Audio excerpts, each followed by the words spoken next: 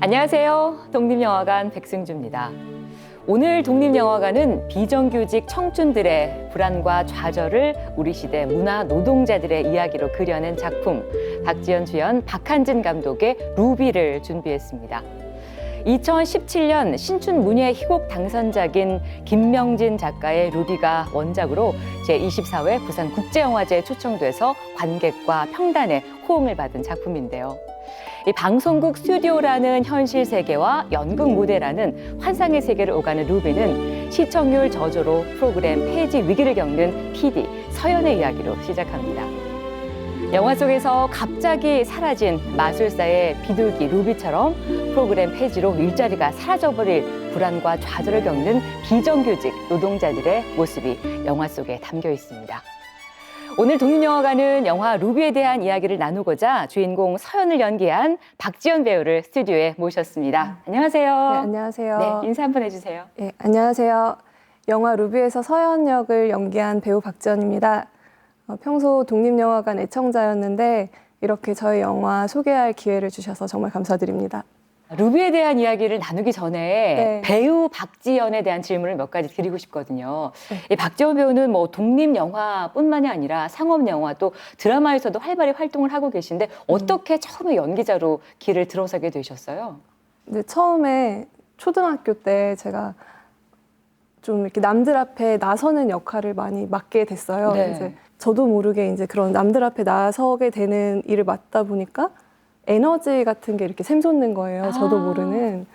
그러면서 이제 재밌다라는 생각을 했었는데 고등학교 때 이제 이모부께서 뉴저지에 계신데 가족 여행을 갔다가 그 라디오 시티 뮤직홀이라는 공간 그에 견학을 가게 됐었거든요.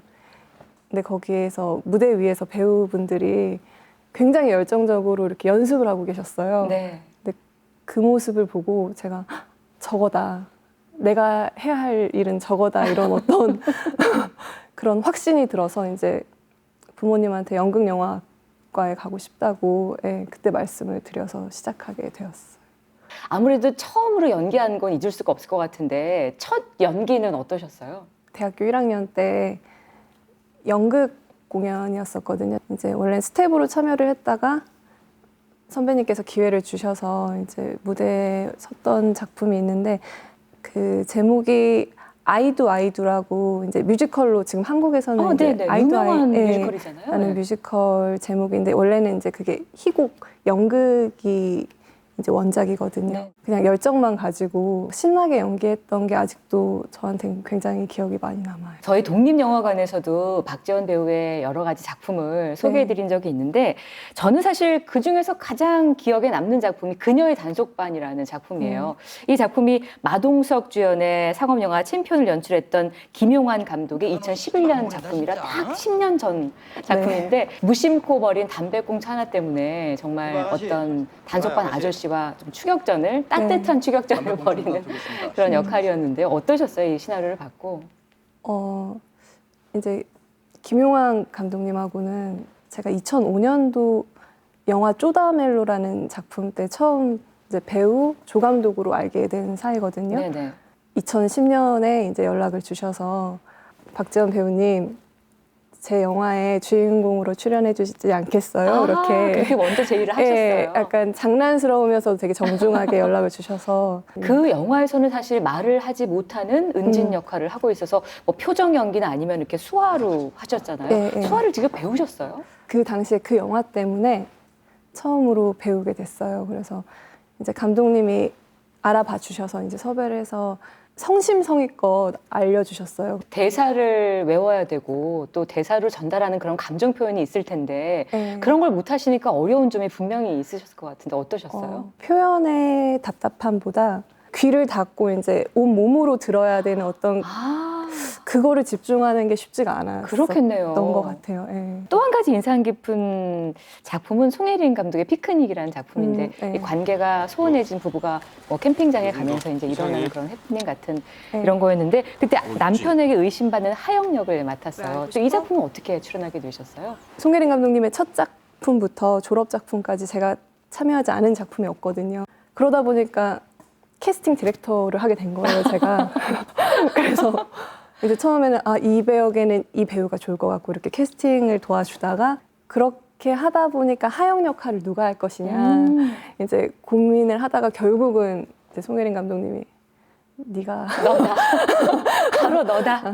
너다 이렇게 돼서 그래서 제가 출연하게 되었어요. 네. 오늘 독립영화관에서는 루비라는 작품을 한번 얘기를 나눠볼 건데 이 작품 얘기 나누기 전에 줄거리 먼저 우리 시청자 여러분께 소개를 좀 해드려야겠습니다. 네.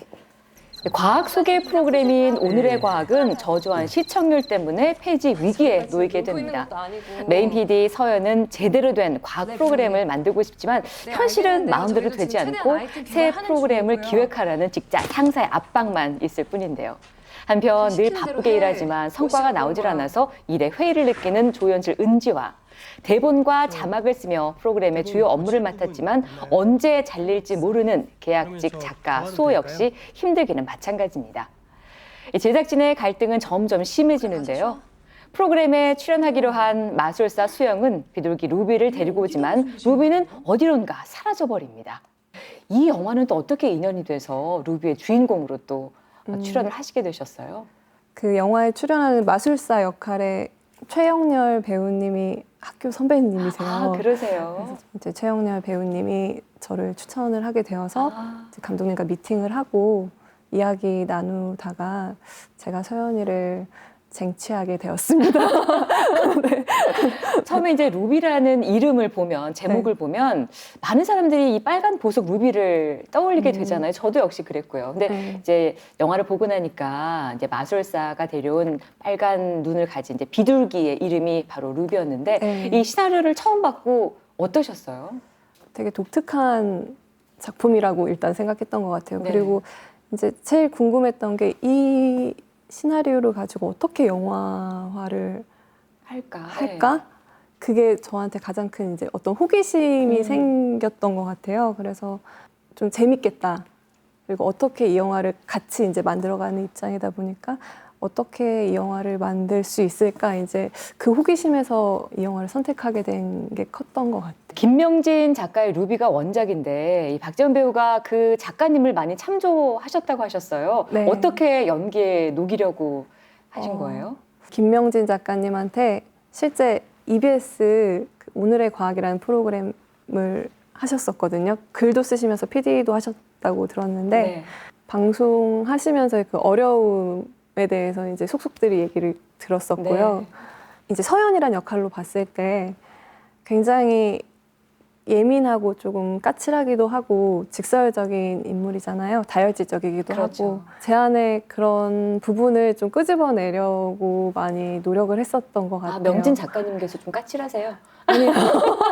아니요. 그렇진 않으세요? 네, 그렇진 않으시고. 내 안에 없던 역할을 자꾸 이렇게 끌어내야 되니까 네, 작가님의 자전적인 그 상황들을 참조를 하신 거죠. 네, 맞습니다. 네, 그래서 재밌었어요. 또 안 해보던 걸 해보니까. 네. 촬영하면서 가장 힘들었던 점은 뭘 꼽을 수 있을까요?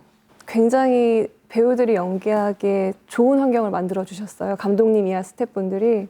그래서 연기하면서 사실 행복하다라는 생각 많이 하면서 연기했었고 이 영화가 혹시나 중간에 스탑되는 작품들도 너무 많잖아요. 네네. 그러다 보니까 이 영화가 이제 그런 일이 있지 않도록 그 책임감, 부담도 느끼면서. 그 책임감을 가지고 이제 갔던 부분이 조금 힘들었다면 힘들었던 부분인 것 같고 이 루비가 흑백 영화잖아요.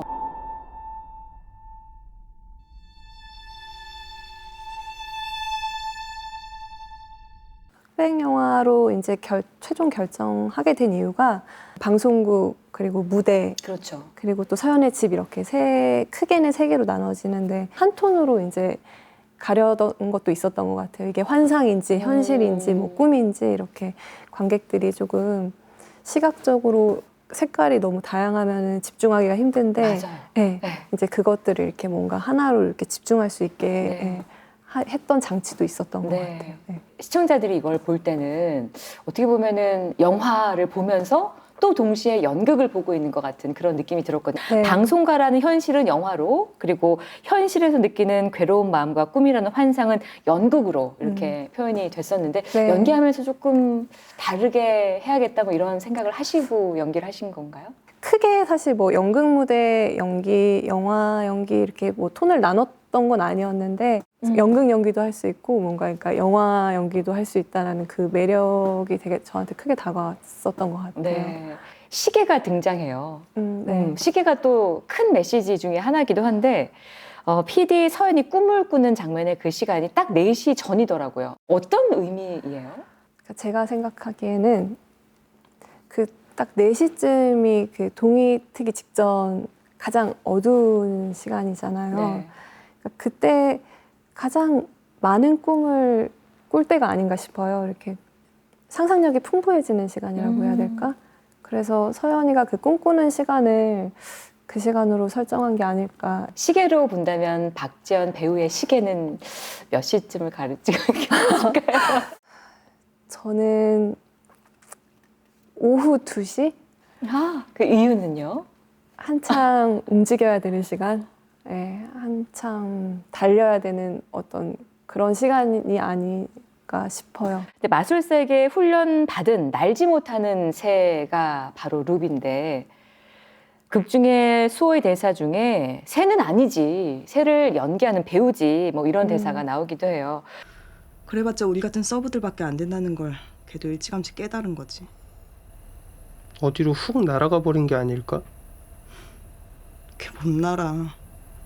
아, 걔네 새는 아니지. 새를 연기하는 배우 같은 거지. 박지연 배우가 생각하는 루비 어떤 걸까요?